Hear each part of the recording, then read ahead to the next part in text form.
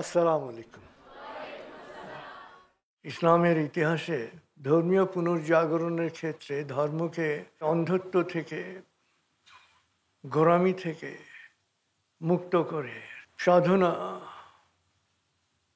এবং স্রষ্টাকে পাওয়ার প্রক্রিয়ার যিনি পুনর্জাগরণ ঘটিয়েছেন, বা বলা যেতে পারে যে হাজার বছরের মুজাদ্দিদ ইমাম গাজ্জালি, 1 নভেম্বর তার জন্মদিন 1058 সালে। একজন ক্ষণজন্মা মানুষ, যে ধ্যান আসলে ধর্ম থেকে প্রায় নির্বাসিত হয়ে গিয়েছিল, সেই ধ্যান এবং আত্মশুদ্ধির প্রক্রিয়ার পুনর্জাগরণ ঘটান তিনি ইহিয়া উলমুদ্দিনের মধ্য দিয়ে। তো ইমাম গাজ্জালি, আমরা তার প্রতি গভীর গভীর শ্রদ্ধা নিবেদন করছি। তিনি তখনকার দিনের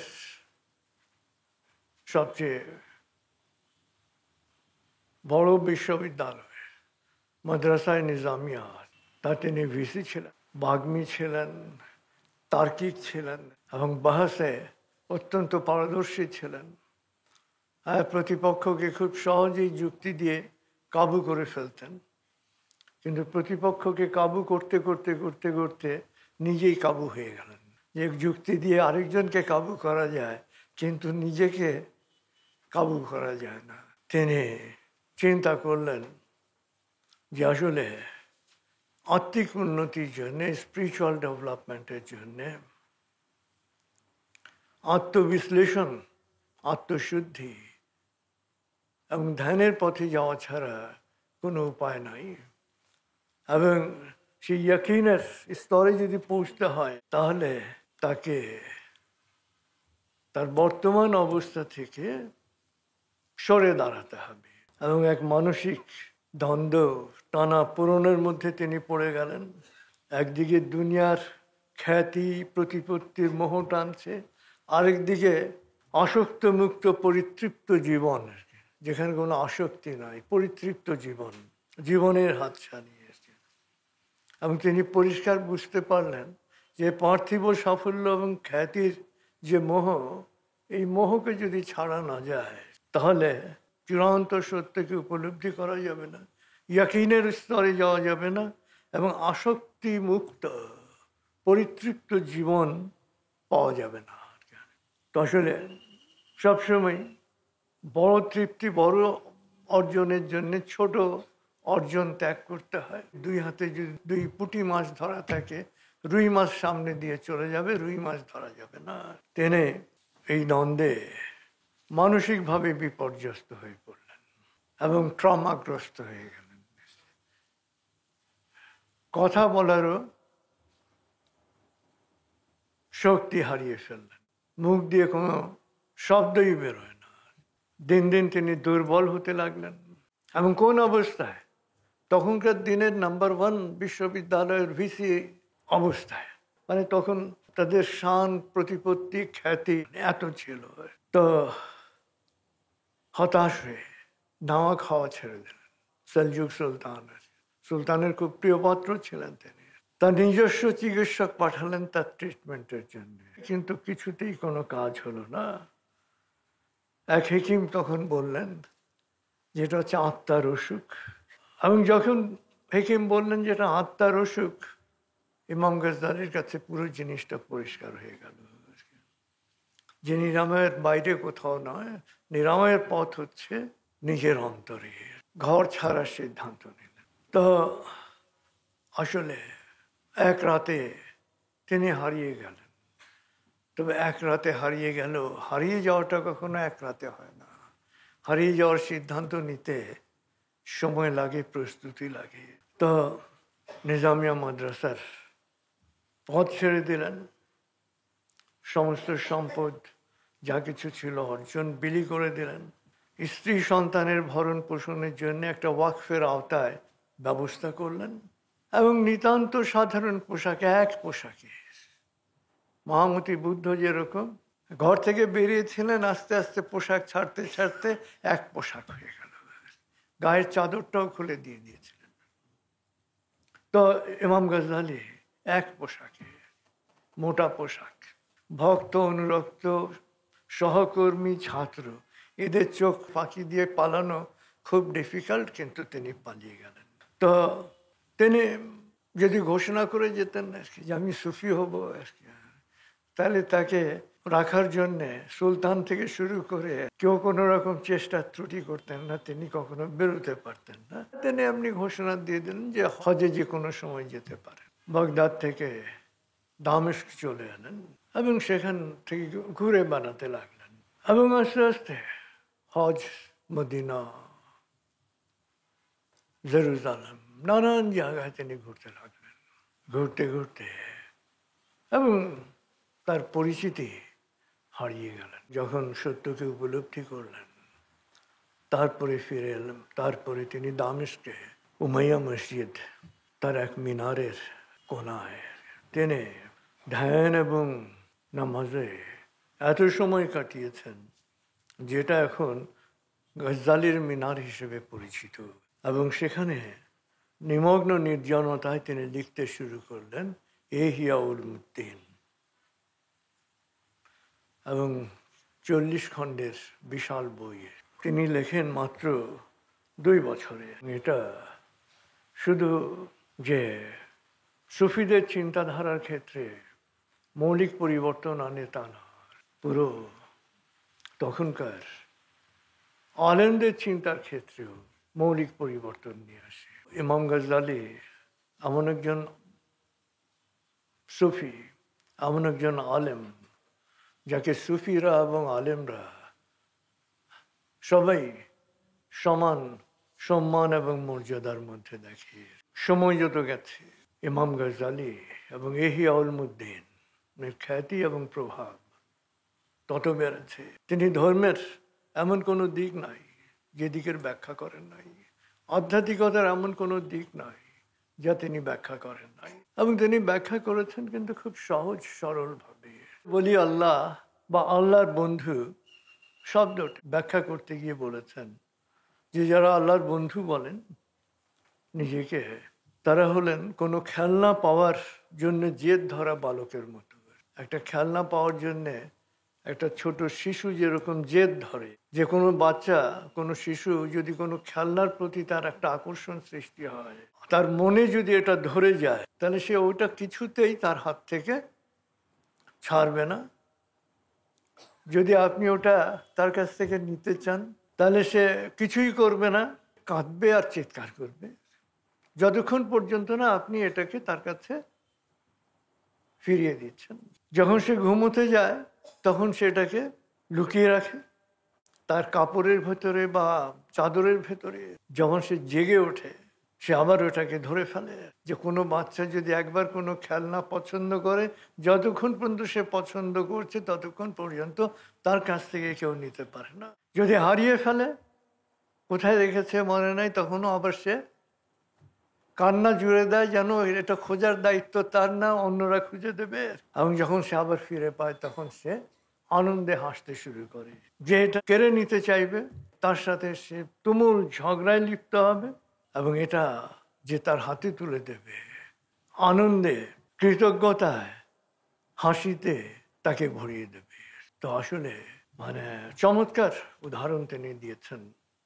একজন বলি আল্লাহ বা আল্লাহর বন্ধু, বলি মানে হচ্ছে বন্ধু, ব্যাখ্যা করতে গিয়ে, তার বই পড়তে গিয়ে মনে হয় না যে কোনো জ্ঞানীর কথা আপনি শুনছেন। তার বই পড়তে গিয়ে মনে হবে যে স্নেহময় পিতা খুব আদর করে, খুব যত্নের সাথে তার সন্তানকে যেন কিছু বোঝাচ্ছেন, কিছু বলতে যাচ্ছেন। যেসব আলেম বা পণ্ডিত তাদের জ্ঞানকে মানুষের কল্যাণে কাজে লাগায় না, অলস এবং নিষ্কর্মা আকাশ কুসুম চিন্তার দিন গুজরান করে, তাদের তিনি কঠিনভাবে তিরস্কার করেছেন ইহইয়া উলুদ্দিন গ্রন্থে। এবং তিনি আধ্যাত্মিক সাধনার যে পথ, এই পথটা বলেছেন যে সবার জন্য উন্মুক্ত, এটা নট ফর স্পেশাল ফিউজ। যে কেউ ইনিশিয়েট করবে সে এক্ষেত্রে এগিয়ে যেতে পারবে। ইহইয়া উলুদ্দিন রচনা সমাপ্ত করে তিনি দামেস্ক থেকে বাগদাদে ফিরে আসেন। প্রথমবার তার বাগদাদে আসা যখন নিজামিয়া মাদ্রাসার ভিসি হয়ে বাগদাদে প্রবেশ করেছিলেন, তার গায়ের যে জমকালো পোশাক এবং সুসজ্জিত ঘোড়া সব মিলে এটা ছিল 500 দিরহামের। আর যখন আত্ম অনুসন্ধান শেষে বাগদাদে প্রবেশ করেন, ঘোড়ায় চড়ে না, পায়ে হেঁটে, আর তার গায়ের পোশাক সব কিছু মিলিয়ে 2 দিরহাম বা 5 দিরহাম। এবং তারপরে 6 মাস পরে তিনি চিরতরে বাগদাদ ত্যাগ করেন। 11 বছরের নির্জন বাসের পরে ইমাম গজ্জালি নিশাপুরে ফিরে আসেন, এবং ফিরে আসেন দুটো কারণে। যে প্রথমত, বায়েজিদ বোস্তামি, ওমর খৈয়াম, ইবনে সিনা, আল বিরুনির মতো জ্ঞানীদের জন্মভূমি খোরাসানে তখন আত্মিক আধ্যাত্মিক শূন্যতা চলছিল, এবং তখন নির্জন বাস তার কাছে মনে হলো স্বার্থপর এক আচরণ। যেখানে জ্ঞানের ভুক্ষা, সেখানে জ্ঞান যার কাছে আছে তিনি যদি জ্ঞান না দেন, তাহলে এটাকে খুব স্বার্থপর আচরণ মনে হলো নিজের কাছে। আবার তিনি পাঠদান শুরু করলেন, কিন্তু তখনকার পাঠদান আর নিজামিয়া মাদ্রাসার ভিসি হিসেবে পাঠদান আকাশ এবং পাতালের তফাৎ। নিজামিয়া মাদ্রাসায় পাঠদান ছিল পাণ্ডিত্যের গর্বে গর্বিত একজন মানুষের পাঠদান, আর নিশাপুরের পাঠদান হলো অহম মুক্ত একজন জ্ঞানীর সত্য জ্ঞান দান। তো যখন নিশাপুরে পাঠদান শুরু করলেন, তখন সুলতানের দরবারে অভিযোগ হলো যে ইমাম গজ্জালি বিধর্মী হয়ে গেছেন। আসলে যুগে যুগে সত্যিকারের ধার্মিকদের এটাই একটা সমস্যা হয়েছে। তখনকার দিনে যারা ধর্ম চর্চা করতেন, তথাকথিত ধর্মীয় পণ্ডিতদের দৃষ্টিতে তারা আসলে বিধর্মী হয়ে যেতেন। তো সুলতানের দরবারে তাকে তলব করা হলো। ইমাম গজ্জালি সুলতানকে চিঠি লিখলেন যে দুনিয়ার মোহ আমার কেটে গেছে, এবং এর আগে তিনি হজরত ইব্রাহিম আলাইহিসসালামের মাজারে সামনে দাঁড়িয়ে প্রতিজ্ঞা করেছিলেন যে তিনি কখনো কোনো শাসকের দরবারে যাবেন না, তার উপঢৌকন গ্রহণ করবেন না, আর কোনোদিন কোনো বাহাসে অংশ নেবেন না। কেন প্রতিজ্ঞা করেছিলেন?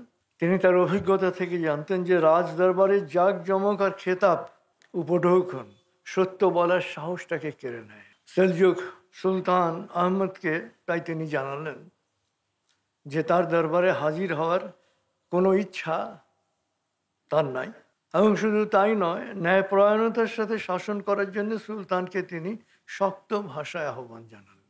ইমাম গজ্জালির চিঠির রেজাল্ট হলো উল্টো। মুগ্ধ সুলতান চিঠি পড়ে নির্দেশ দিলেন ইমাম গজ্জালিকে প্রয়োজনে জোর করে দরবারে হাজির করতে হবে। তার জ্ঞান থেকে আমরা উপকৃত হতে চাই। ইচ্ছার বিরুদ্ধে ইমাম গজ্জালিকে সুলতানের তাঁবুতে আনা হলো।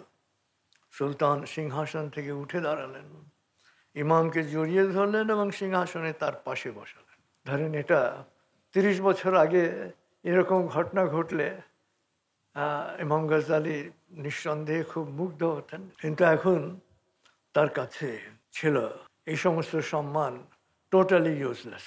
তিনি আবার নিশাপুর থেকে চলে এলেন, যেই জায়গা আমার জন্য না, তার জন্মভূমি তুসে চলে গেলেন এবং সেখানে খানকা খোলেন, অর্থাৎ তার নিজস্ব শিক্ষা প্রতিষ্ঠান, এবং সুফি তরিকায় দীক্ষা দেওয়া শুরু করলেন, এবং পাশাপাশি আরবি ফার্সি ভাষায় ইহইয়া উলমুদ্দিনের ব্যাখ্যা এবং টিকা রচনার কাজ করতে শুরু করলেন।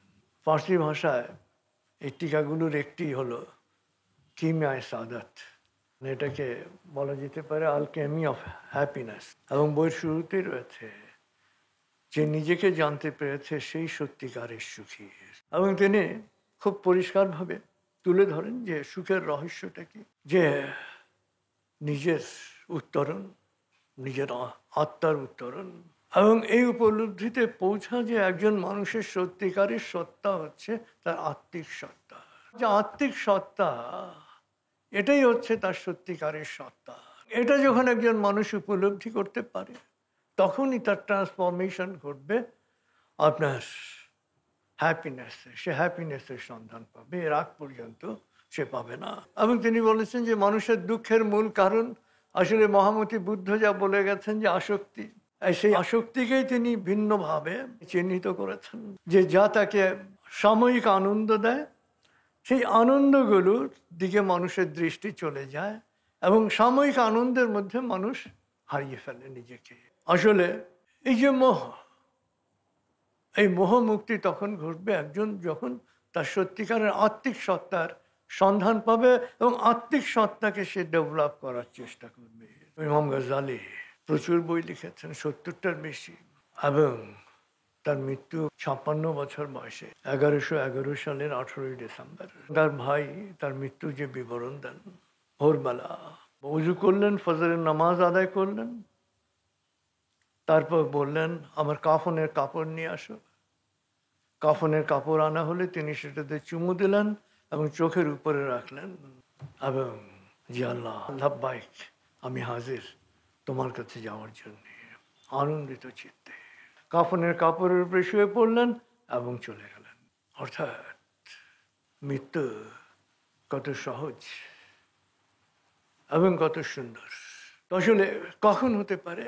যখন একজন মানুষ তার সত্যিকারের আত্মিক সত্তার সন্ধান পায় এবং প্রজ্ঞা একজন মানুষকে তার সত্যিকারের সত্তার সন্ধান দেয়। তো আমরা গভীর গভীর শ্রদ্ধা নিবেদন করছি এই মহামানবের প্রতি, যার জ্ঞান হাজার বছর ধরে ধর্মীয় গোড়ামি এবং কুসংস্কার থেকে মানুষকে মুক্তি দিয়ে সত্যিকারের ধর্মীয় চেতনায় এবং সত্যিকারের সাধনায় এবং সত্যিকারের আত্মশুদ্ধির পথ দেখিয়েছে লক্ষ লক্ষ মানুষের জীবনে।